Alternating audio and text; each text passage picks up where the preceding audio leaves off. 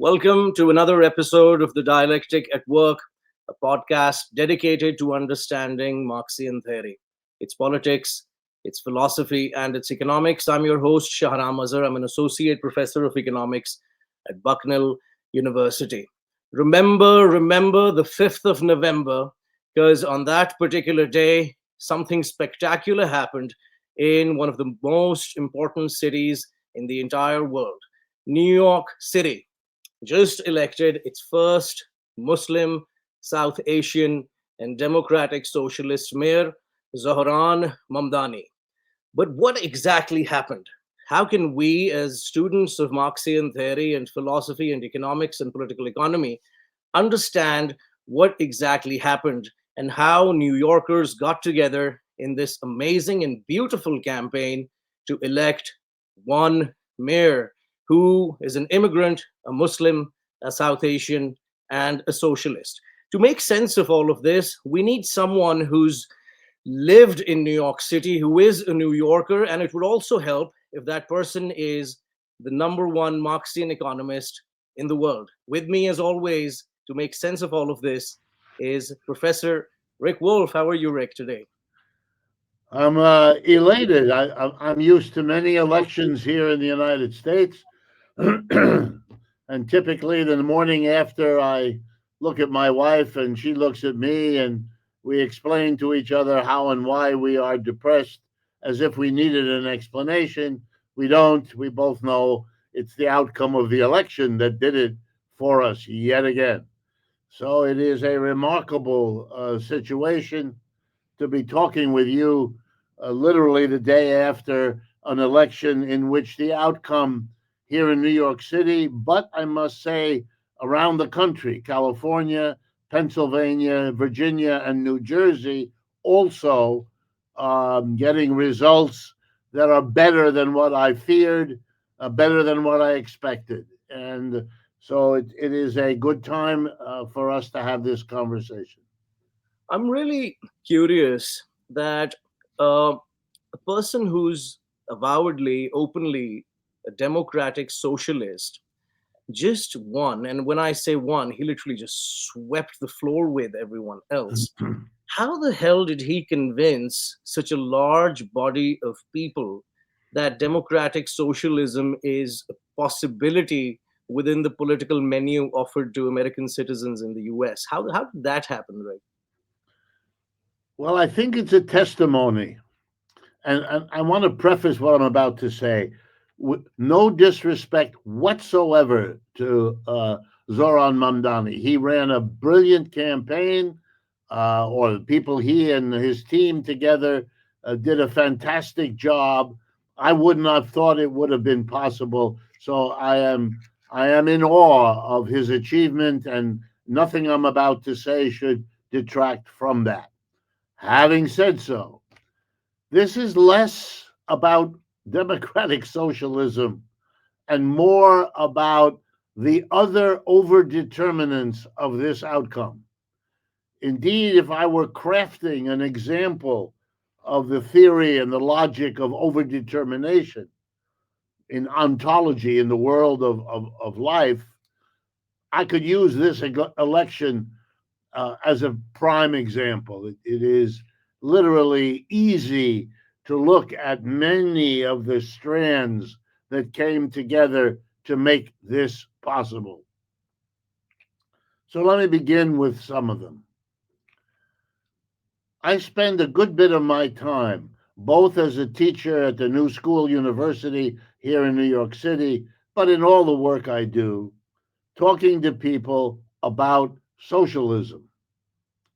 And I know, as much as I know anything, that Americans are suffering from 75 years of a systematic propaganda barrage. There's nothing exaggerated about that.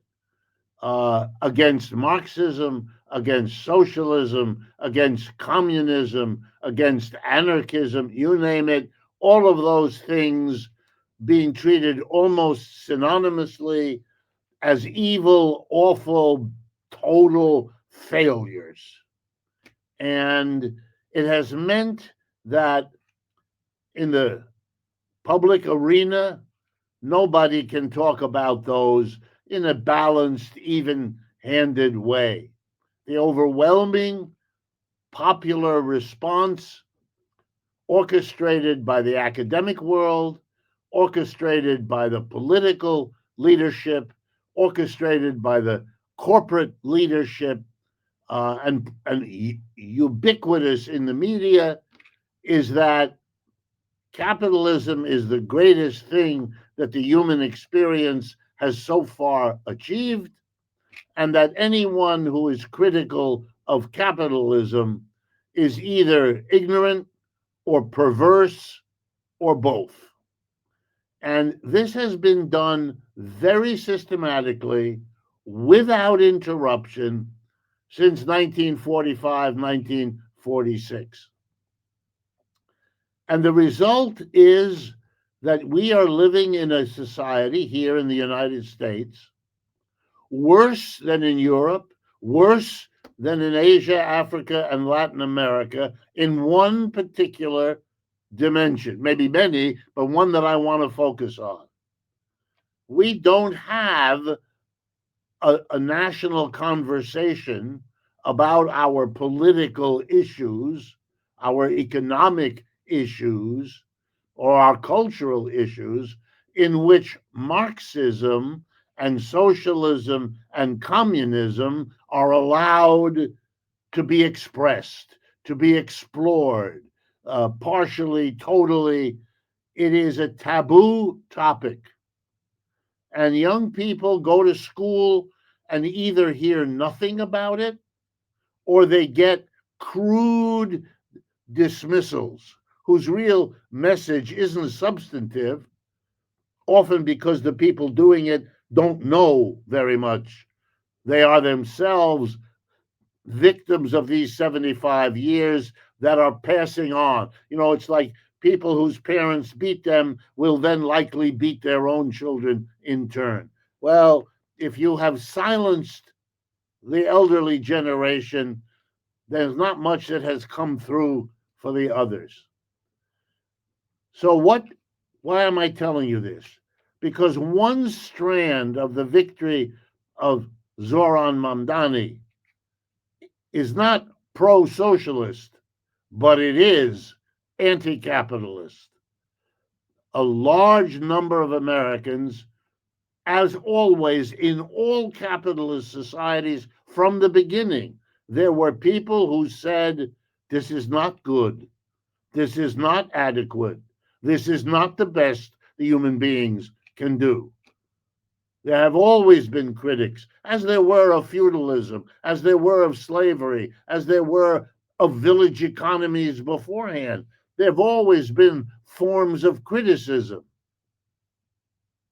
The contradictions of the system produce that, just as much as they produce the people who want to celebrate it, who want to exalt it.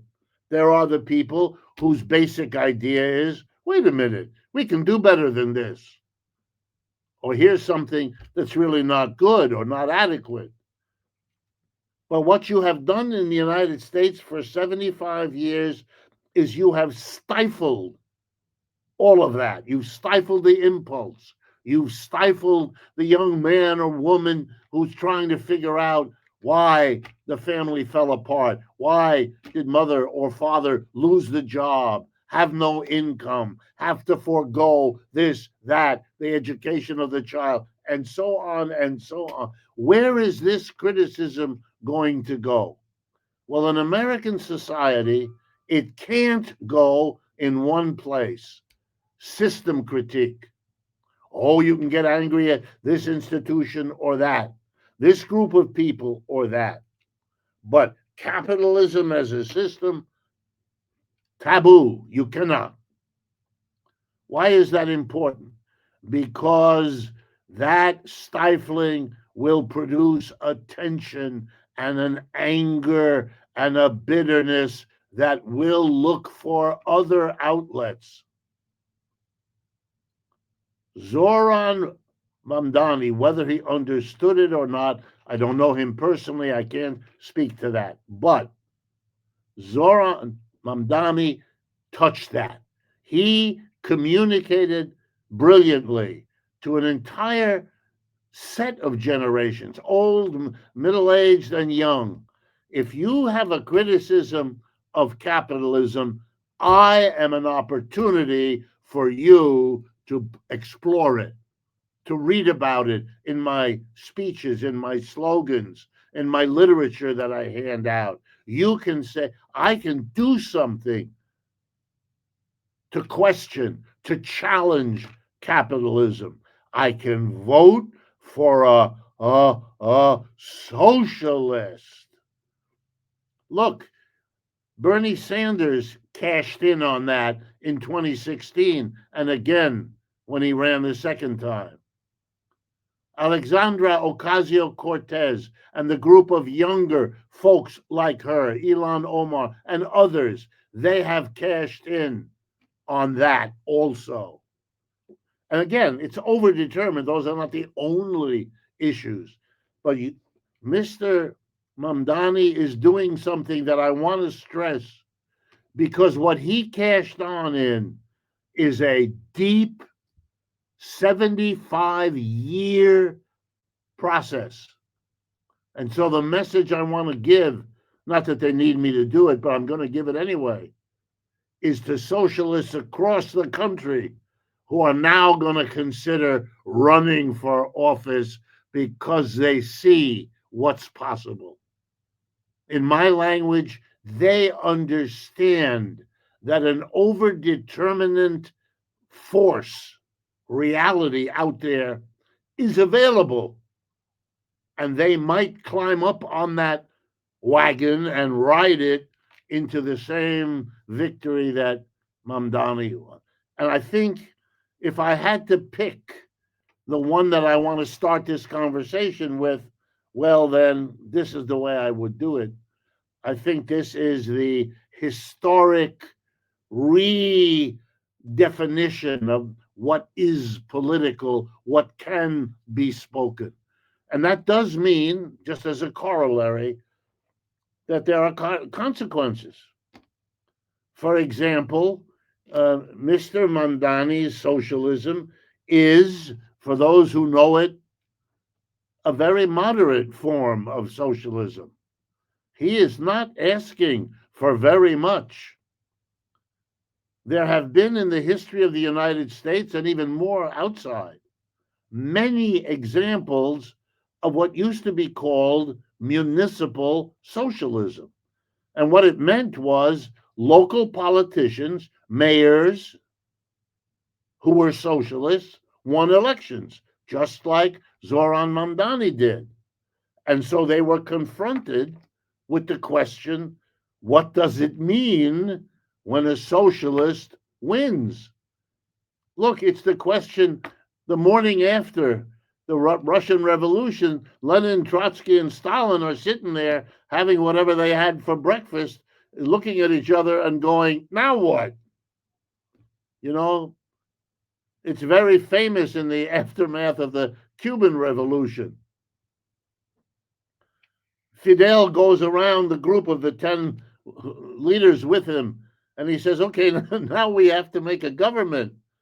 Let's see, who wants to be the minister of economics? Che Guevara's hand goes up.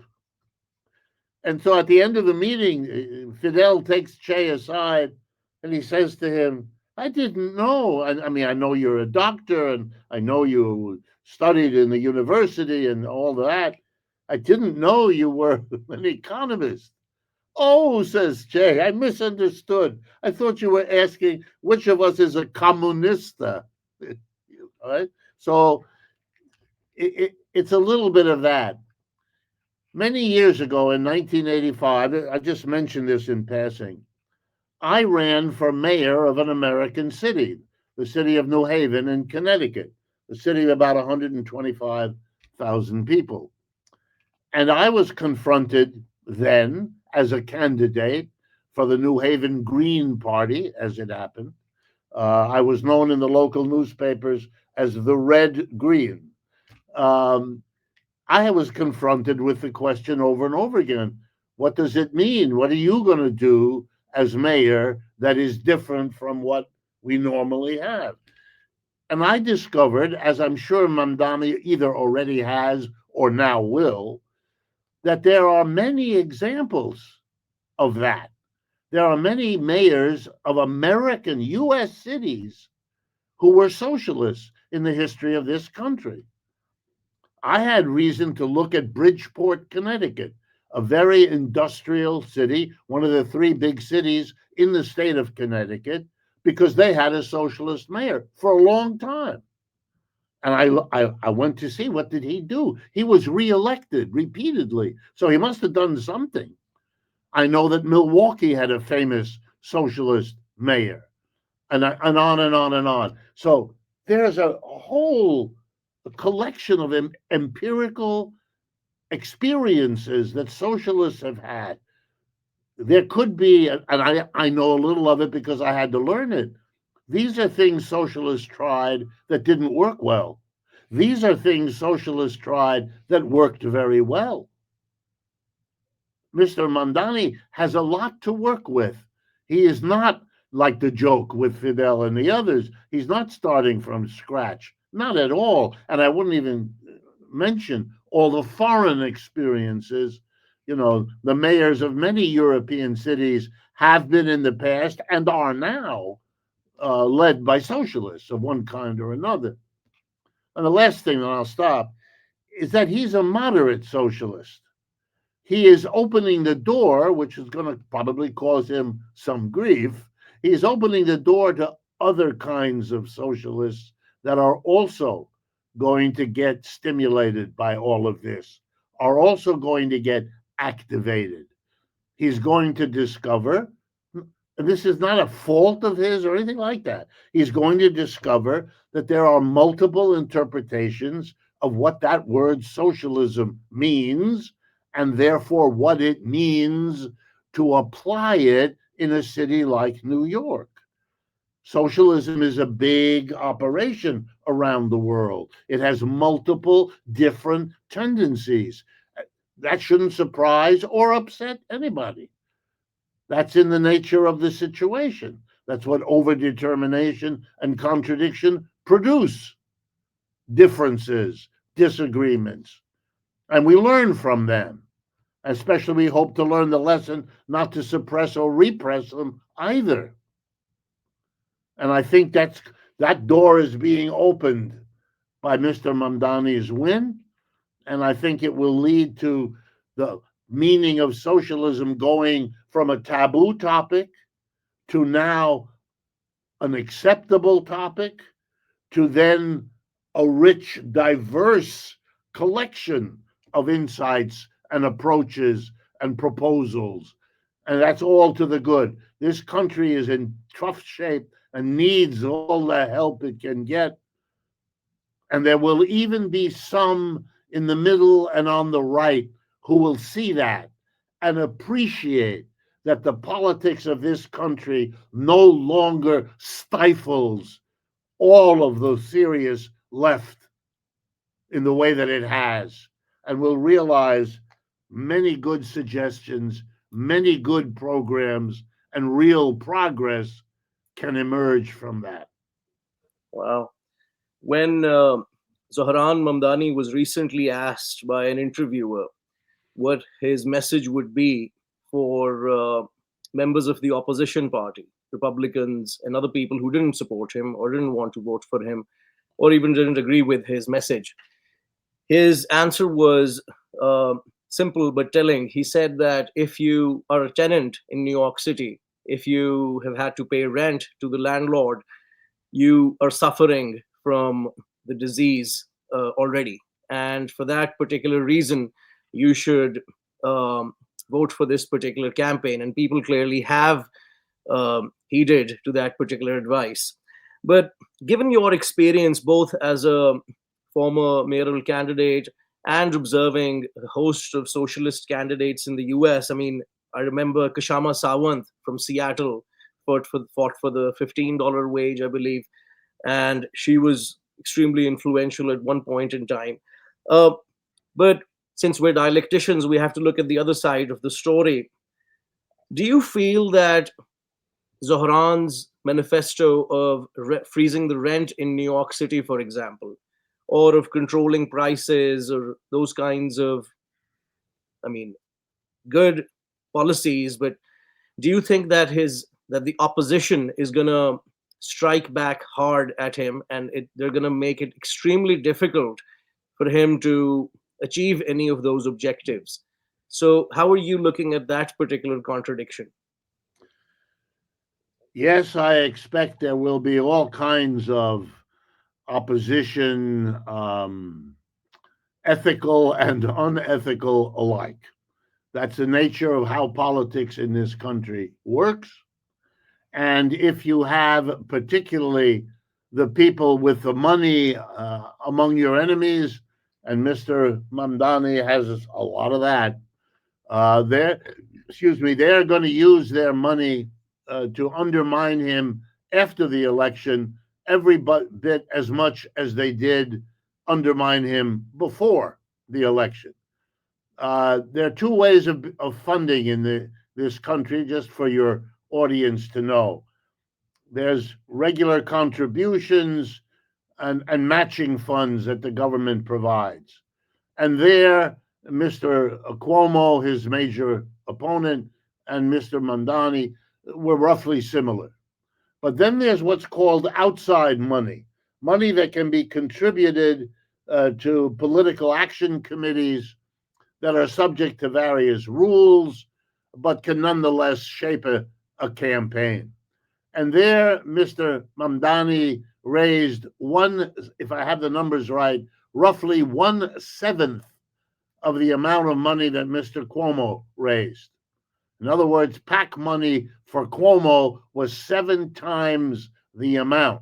And we're talking millions and millions of dollars invested over a very few weeks here in the city of New York. There's no reason to suspect that this money will not continue to flow. In fact, a remarkable number of those folks have let us know that they expected that Mamdani would be defeated, that in the last moment, the American voter would do what American voters have done so often in the past, go into that booth and vote for either the Republicans or the Democrats on the presumption that that's the only real choice there is. And so they're shocked. And they haven't given money yet because they haven't felt that this was real. Now it's real. And whatever Mamdani does, you can expect that part of the political landscape to spend a lot of money trying to undo him, to defeat him, to make him look bad, to charge him with God knows what transgressions they can come up with. So that's one problem he's gonna have to deal with. He obviously has a hostile federal government that isn't going to help him, and he has a Democratic Party leadership that isn't going to help him. I want to make it clear for folks who may not be familiar. Normally, the Democratic Party rallies behind whoever wins the primary. They have a primary election, which they had in the summer, which Mamdani won. And normally, the Democratic Party establishment, from the highest officials on down, support the person who wins the primary. All right, Mamdani was a Democratic Party office holder already. He was a state assembly person here, which meant he had run in 2 or 3 elections, been elected, reelected, performed within the Democratic Party as he was asked to. Nobody questioned him on that score. So now he expected, and had every right to expect, that the Democratic Party would support him. The leader of the Democratic Party in the state of New York is the sitting senator. He's the senior Democrat, Mr. Schumer. To my knowledge, Mr. Schumer never endorsed Mamdani right to this minute. Okay, the leader from the House of Representatives side is Hakeem Jeffries. I believe he endorsed him 1 or 2 days before the election. I'm not sure, but I believe that is the case. Well, that's the equivalent of not helping out. The endorsements have to come early in order that they can be reproduced and distributed, and you can make an issue of that to people who care. That was denied him. This morning, I read disbelievingly in a tweet released by Kamala Harris, the former Democratic Party candidate for president, and arguably the highest office holder type of person. And her tweet is a long, impassioned, warm celebration of the just died former vice president of the other party. A man who many in the world consider a war criminal because of what he did in Asia, a man who had a big hand in denying the Democratic Party the presidency back in the year 2000 with the Gore, all of that.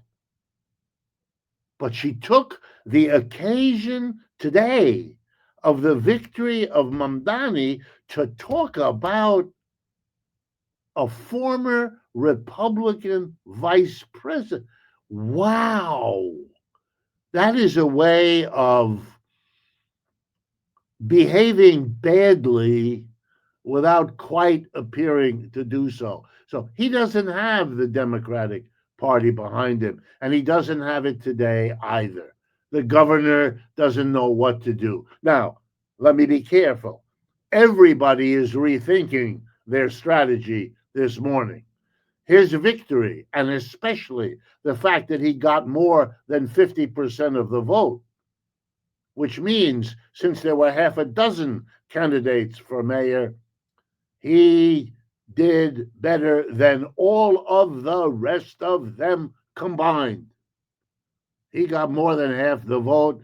The others had the 2%, the small candidates, and then 7% for Mr. Sliwa, the Republican, and 41%, if I understand it, for Mr. Cuomo. So everybody is rethinking, but the Democratic leadership has shown its hand. They are terrified. They will come out of this election, my guess is, having been able to get regular Democrats elected in Virginia and New Jersey, they're going to come out thinking their best strategy is to continue what they've been doing. And you can summarize the Democratic Party's strategy as saying to the American people, we're not as bad as him, and pointing to Trump. That's it. And that's an honest statement of theirs, because that is the difference. They're doing much the same, but not as harshly, not as badly, not as nastily. But they're doing same immigration proposal, same foreign policy, basically, and on and on and on. So, wow, not much difference. And they believe in that. But now they have a new problem. Now there is another pole. It was already there with Bernie. It got stronger with Ocasio-Cortez, and now it has gotten yet much stronger with Mamdani. So there's going to be very ugly infighting in the Democratic Party unless they choose to make a different strategy. Unless the leaders of the Democratic Party, which I do not expect, but is possible, will decide what the rest of us already know, that if that party has any future, it's with those young people who gathered around Mr. Mamdani, not Mr. Schumer or Hakeem Jeffries or anybody else like that. But they haven't understood that before, so I flip a coin. Last point. This election is going to produce enormous strains inside the Republican Party as well. And that too contributes to what is going to emerge out of the Mamdani victory. The Republican and Democratic parties are coalitions. They have, on the one hand, both of them, very wealthy donors. The donor class, who should be better understood as the capitalist class, the employer class, long ago understood that they have the wealth and they have every incentive to become the major financial supports of both parties. That way, they are comfortable and secure no matter which party wins. A few years of Republican, a few years of Democrat. Do the people at the top like Mr. Trump? Not at all. But they don't care. He's taking care of business, as he always said he would, and as he does. They have no reason to go over to the Democrats. So they will go with the Republicans, or if you look at where they give money, to both of them. At the same time, what they need from these governments is financial support, which they get. The first act of Mr. Trump's regime in his second term was what he called the Big Beautiful Tax Bill. That was just a tax giveaway to corporations and the rich. He gave them an enormous tax cut so that when he turned around and applied a tax to them, the tariff program, they wouldn't complain. Because for them, it all nets out.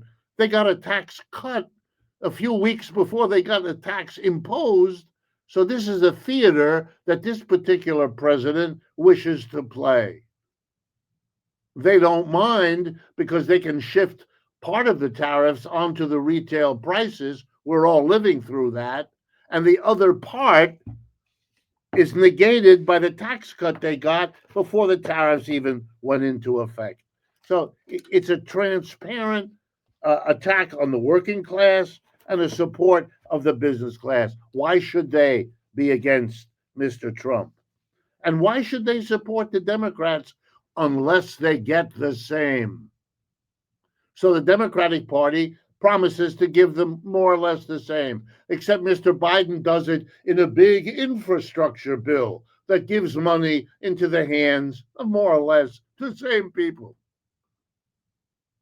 You know, it's a different program, but it has something in common. Who foots the bill? Who gets hurt? Who collects the money? That's pretty clear. But both parties now have to do something else for the donor. They have to give them a government. They have to get the votes. It's one thing to take billions, but you've got to now run the theater. You've got to get those people to come to the ballot and do that act. Until you get rid of that activity, and they're thinking about that too, but as long as we have universal suffrage, more or less, all right, so the Republicans know. They go out and they get the fundamentalist Christians. They get the people who hate immigrants or can be gotten to hate immigrants. The people who want 6 shotguns in the back of their pickup truck because it makes them feel manly or whatever it is it does for you. They know where to go. The people who don't want abortion, they collect their people. And they use the money from the donors to perform a theater, to cancel this law, to have this group do a song at the county fair about the horrors of abortion, whatever. And the Democrats do exactly the same. They go to the black and brown people, the women of the culture, the more educated coming out of the universities, which is why the Republicans are anti-university, and the Democrats solidify them. That's the game. Now, Mr. Mamdani opens all of this up. What are the Republicans going to do? How are they going to hold on to their coalition? It's a problem. The Democrats have shown that an awful lot of people don't like what the Republicans are doing. They switched. So instead of Mr. Trump walking away with a big victory, the Democrats won everything. That's the importance. Namby-pamby candidates, but they won everything. Not Mr. Mamdani or anything like that. Nothing new, nothing different, nothing dramatic. Just we're not bad like them. Okay, which way is it that you're going to go? There's going to be a terrible split, even among the donors. Why? Because their calculation is there's a risk that the whole Mamdani thing will produce a fracture inside the Democratic Party, and that the Democratic Party will either split, or if it doesn't, it might become, despite itself, more like Mamdani and less like Schumer. And then the question is, could there be a groundswell of support if that happens, if the far left, instead of thinking it has to learn how to live within the universe controlled by Nancy Pelosi and people like that, instead are saying, no, our future is being more socialist than Zohran even is, then the fear begins to enter the mind of the donors. We might be generating a tsunami backlash. We might see Mr. Trump go down to defeat in next year's midterm elections or 2 years later with the next presidential election. And you know what we might have? We might have a reaction to Trump that's worse than what we got from Trump. And that would put us behind. And American history has that. Let me remind everyone, the last time capitalism was in trouble in the 1930s, the American working class went to the left, not the right, not like it's doing this time up until now, to the left. It put enormous numbers of people into the CIO, the greatest labor union drive the country has ever seen. Tens of thousands joined two socialist parties, one a more Trotskyist party, one a more socialist party, and then there was the Communist Party, which was also as big as the two socialist parties, or nearly so. And they all worked together, the communists, the socialists, and the CIO, despite their disagreements. And the ruling class suffered. They had to pay taxes on a level they had never had to pay before or since. And the taxes paid for what? The Social Security system, the first unemployment compensation system, the first minimum wage, and 15 million public employment jobs, all paid for by taxes on the rich. We have lived through the last 75 years. If I were had to, I would describe them to you in America as a systematic program of the Republican and Democratic parties to undo what happened in the 1930s, the so-called New Deal. Well, if I'm right, then the fear has to be, oh my goodness, have we unloosed the retribution? As the undoing of the New Deal was the response to the New Deal, another New Deal will be the response, or maybe, to the undoing that Republicans and Democrats, culminating in Trump, have achieved. Look, if it occurs to me, it occurs to them too. Wow.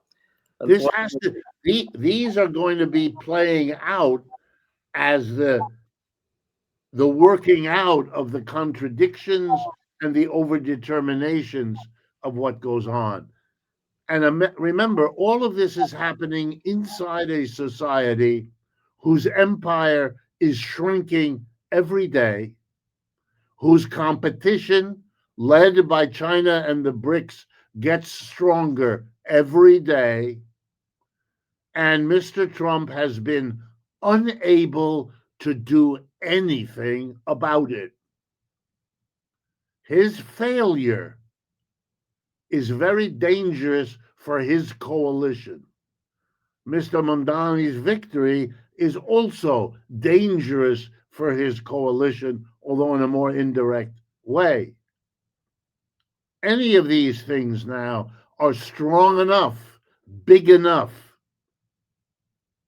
to come together and blow Mr. Trump and this whole right-wing experience of the last few years right out of the water. And again, that would not be unusual in American political and economic history. Nobody understood that the New Deal was on the horizon in 1932 when Mr. Roosevelt is elected. Mr. Roosevelt ran as a centrist Democrat, like Mr. Schumer or Mr. Jeffries. He ran in 1932 on a balanced budget. 1932, 3 years into the Great Depression, when you had unemployment at unimaginable numbers here in the United States, when John Steinbeck was writing The Grapes of Wrath.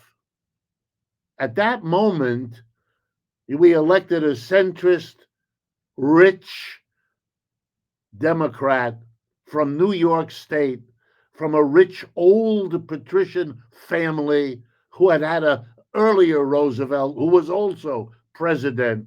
One expected from him nothing, for good reason.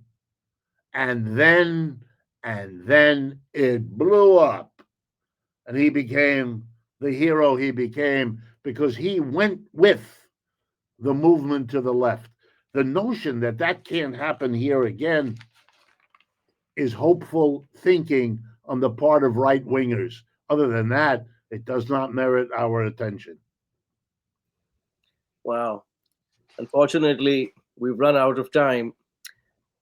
Thank you for that amazing analysis, Professor Wolff. Friends, I just want to conclude with a fun fact.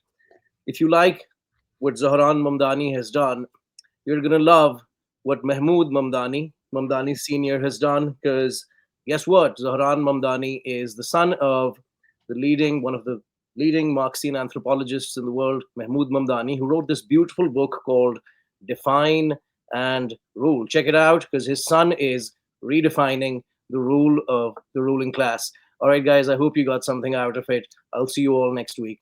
Take care.